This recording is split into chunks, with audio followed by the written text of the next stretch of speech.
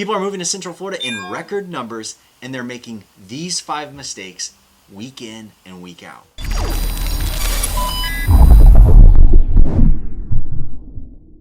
So the number one thing that I see as a mistake when people are relocating into Central Florida, failing to plan. One of the things most people don't know about Central Florida is you can move to the wrong side of town and your commute is way too long. Or you can move to another side of town and find that your favorite shops are way too far away, or the school zones don't meet demand of your family's lifestyle. So one of the things I always encourage people to do, unless you have spent a serious amount of time in Central Florida where you've actually lived here on a short-term basis, plan in advance your budget and your lifestyle goals. 2 main things, that's it. Your budget is going to stretch so far in the different communities around the area. Everybody has a budget. Doesn't matter if you're a billionaire, you're going to have a budget. The second thing is you're going to have lifestyle goals. A great plan will help you know if your favorite shops, the environment that you like now, will be carried over or even improved upon as you move to Central Florida. Number 2 major pitfall that I see happen for people relocating to Central Florida, going to see a builder without a broker. One of the most amazing, overlooked free services that people don't take advantage of is having a professional broker like ourselves, 18 years experience, thousands of home sales, joining you when you go to a builder. The reason why, builders are professional home sellers. These are corporations that know and are very experienced in dealing with the public. They've done buying and selling way more than you have. Their contracts are much longer than standard contracts, and they're definitely weighted in the builder's favor. There's many pitfalls and there's different gates. So a lot of times you always think, well, what can an agent negotiate for me? What can an agent provide me in discounts? When you're dealing with a builder, you almost need a person over your shoulder that knows what types of contractual obligations are basically brought onto you. Because I can guarantee you, you will not see them in 50 to 60 pages of contracts. You will not know the pitfalls, and then they will have you over a barrel. Just in the last 3 months, I've seen customers lose $25,000. They were not my clients. They didn't go to the builder, but I saw their contracts where they were over a barrel, and when it came time to making the situation right with the home they were purchasing, the builder had them with a $25,000 loss to keep them bound to the sale, even though the client was not getting what they expected from the builder. So those are important things, is making sure that you have someone on your side keeping the process safe, not just obviously negotiating for you thousands of dollars in savings and benefit that we know exist that can be there for you, but the fact remains we can help you solve problems that you actually aren't able to anticipate yourself and make sure that you get in safely and carefully. But it's a free service and it doesn't obligate you to buy anywhere. The next 2 things that I hear about from relocationers coming from Chicago, New York, Miami: I'm saving cash and I'm waiting for the crash. 2 different things.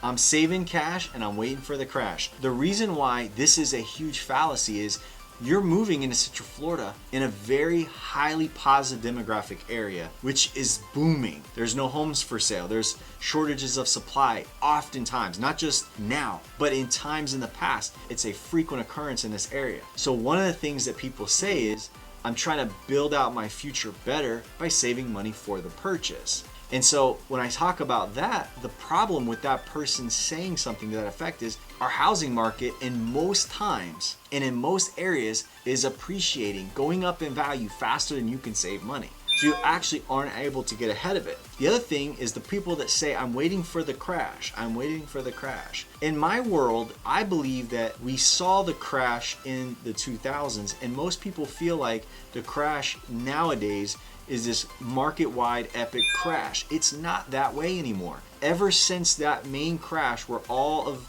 us were tethered together in this major fall in real estate, it's always been very market specific. The local market health predicts whether there was going to be a real estate recession or not. So in our market, we have much different factors than, for instance, San Francisco or in New York City or Chicago. Our market factors and what drives our local economy are going to be different factors, which means whether or not we soften will be based on that. But I'll tell you this, the whole idea of waiting for crash, my next perspective for you would be, are you paying cash or not? Because if you're not paying all cash, then what drives the market softening? If there is a fall in Florida, what creates the market's ability to come down? And I will tell you, one of the major drivers of that is going to be whether or not the interest rates are still low. So oftentimes, if you see a market softening in price, which is what we call a crash, that's because interest rates went up. So here's the deal. You are still borrowing money to buy a home. And while you're excited about the price coming down, interest rates climb at the same time to provide for the market to come down,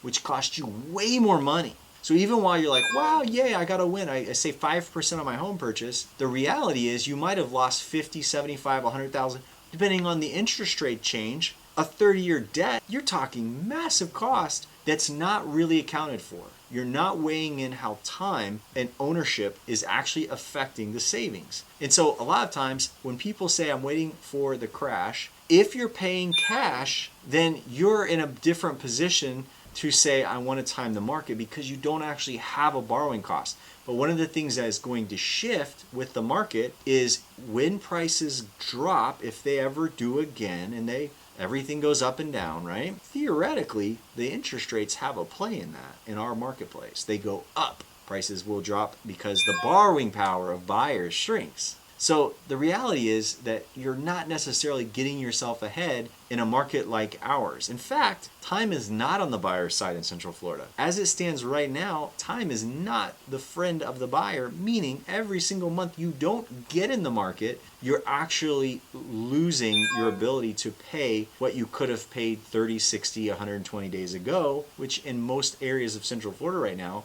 you come away with an equity position into the future at the pace that homes are appreciating right now. So being locked out of the market is actually costing you money. So one of the things that I would tell you is plan it right. So that leads me to the last final point, number 5, short-term leasing. A lot of folks relocate with great intentions and they say, I want a short-term lease. Well, there's a lot of good reasons why short-term leasing is not as safe as it used to be. Number 1, short-term leasing means movers are touching all of your things multiple times over. I can't give you enough reasons why that's a bad idea, right? So you've seen your stuff moved from one place to the next. The furniture doesn't look the same. You have a world where the more times strangers touch your items is not an appealing factor in the world we find ourselves now. You have situations where you are in a position where you're leasing and you get locked into a long period of time. And then, as I told you before, the market's still appreciating and you're locked out of the environment of gaining wealth. And the reality is you just have to plan it. So just like I said in point number 1, if you're considering a move and you're going to relocate into the area of Central Florida, making the move requires planning. If you know a month away, 3 months or 6 months away, that is the time you connect with me and my team and have a call and a Zoom call we can do long distance and make sure we line up your budget needs, your lifestyle goals, and marry that with the right locations in Central Florida to make sure that you don't have to go into a short-term lease to start off on the right foot in a new marketplace that you're somewhat strange to. So give us the opportunity to help you. It costs nothing to you along the way to serve you as a buyer. It will cost you tons if you make the wrong decision and hire the wrong agent or go into the wrong lease situation and pick up down the road after homes have gone way up in value or worse, interest rates have climbed. So make the right decisions as you go, and I wish you the best of luck as you make your move. Jared Jones is the way to go. Call 706-5000.